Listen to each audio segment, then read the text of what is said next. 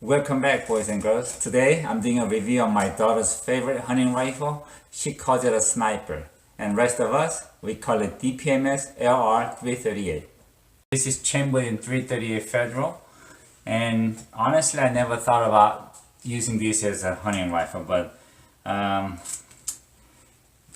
it was my brother's rifle when he used to live in Colorado, and he moved to New York, and they don't allow any guns there. So he wanted to sell it, but the gun shop were not even willing to pay the half of the price that he paid for it. So he called me up and said, "Hey Dave, can you help me out?" So I actually bought this just to help him out. But boy, am I glad, because this turned out to be really a good shooter for me. Now when I first bought this rifle, it had a red dot scope on it, and it was shooting about 2-inch group at 50 yards, which I was really disappointed. So I changed the scope to Burris, only 7 power, and I added the barrel stabilizer.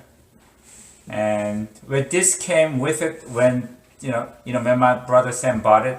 So there's a muzzle brake there, and I also added the recoil pad. And after that, I'm shooting under an inch MOA at 100. This is 338, this is 308, and as you can see, they use same case as 308, so we could use same magazine, but this is necked up to shoot 338. And if you look at the ballistics, 308 and 338, there's not a big difference up to 200 yards. After 300 yards, there's some difference, but I will not hesitate to take any animal in North America with this up to 300 yards. Now, as for the rifle, this weighs 7.9 pounds without the scope, and it's a really good looking rifle.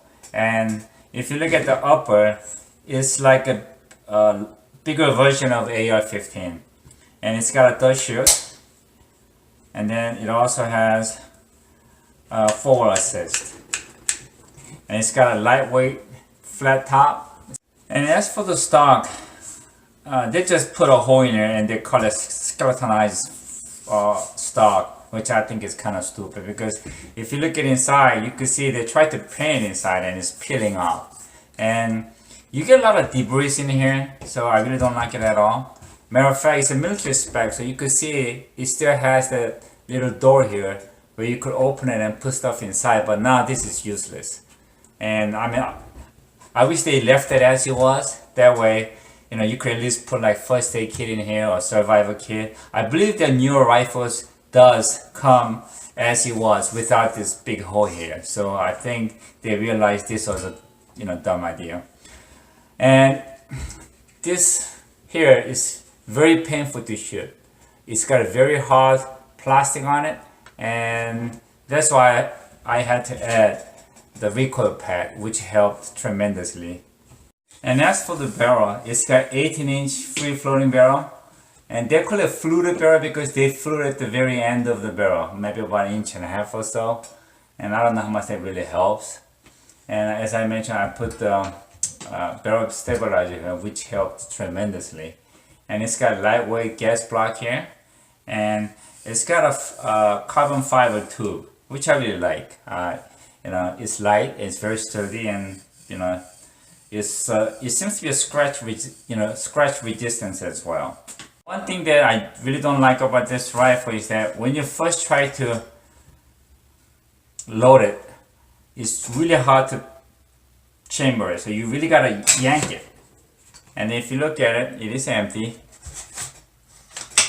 and it comes with 2-stage trigger, and they set it at between 3 to 3.5 pounds, and to me I think it's more like 3.5 pounds, but it doesn't have much drag, and it's very clean and crisp, so I like it a lot. And I also like the pistol grip here. I like the groove here. It feels really good in your hand. It fits perfectly, so at least it fits perfectly in my hand.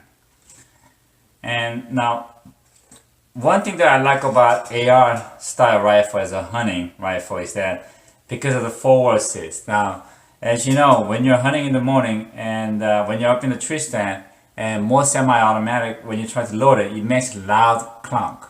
And that always kind of, puts a little doubt in my mind. But with the AR style, you could actually load it and then just slowly press down here, and then you could use the forward assist and make sure it goes in all the way. And then you're ready. So it's a lot quieter in a hunting situation.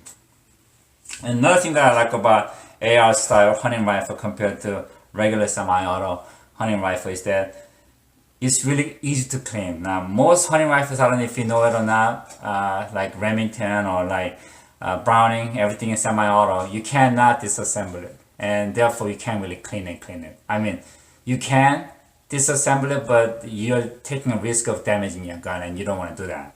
But with this, just have to push these two buttons over here, yank it up, another button here, and pull this out, and then it just comes apart that easy. And now one thing you have to be careful of is that never dry fire while the upper stock is out, because that hammer could crack the magazine case. So if you need to release it, you gotta hold it with your thumb, pull the trigger, and then slowly let it down. And then you could, do the cleaning or whatever you need to do. And there's a buffer here.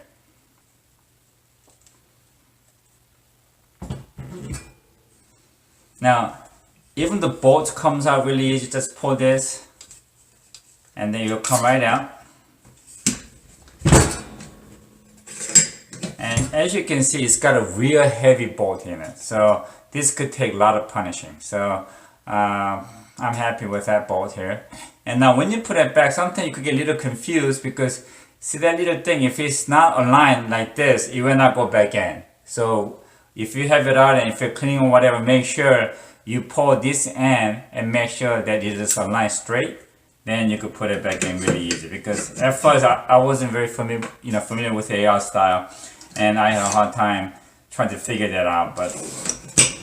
And putting it back, guys. Now when you put it back, make sure you have a hammer cocked back, and then it goes in really easy, like so. Just put it in there. I always like to put the front in first, and then just let it down slowly, and then just push that in. Now once you have it in, you could actually pull the trigger and just make sure your gun is empty, obviously, and then you can just pull the trigger and you won't damage anything. Now the funny thing is that I tried different ammunition, and most accurate ammunition that I'm getting is actually American Eagle. This is 185 grain soft tip, and people say like this thing has mystery bullet because they don't know what the bullet is really made of. But honestly, this thing shoots really well, and this thing dropped a 10-point buck almost on the spot. So I have no problem shooting this, for target shooting or any hunting situations. And now let's hit the range and see what she can do.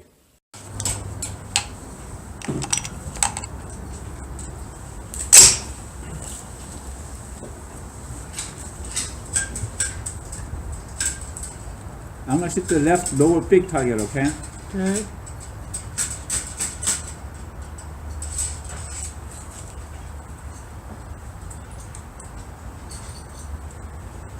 Playing hooky today. That was a bullseye. Almost Not till I can bullseye. climb them. Same low target.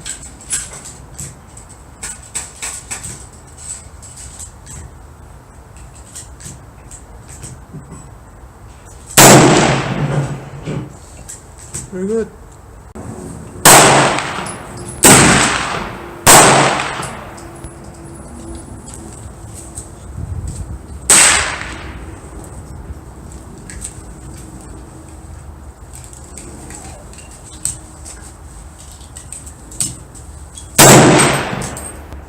That was a bullseye. Good. Very good. That's my 3-shot group with my 338 Federal DPMS, and I assume that's probably about sub-moa. Yeah, that's 3/4 of an inch. So I'm happy with that. But on a better day for me, I could get it under 1/2 inch at 100. And this is a group that I shot in September. So the rifle is definitely very consistent. The condition depends on me. Rachel loves this rifle, so she gave it a name. She calls it a sniper rifle. So you know what happens when somebody gives a name? It becomes their rifle. So now this is our Rachel's rifle, and this is all she hunts with. And she actually took a biggest buck in our family with this rifle.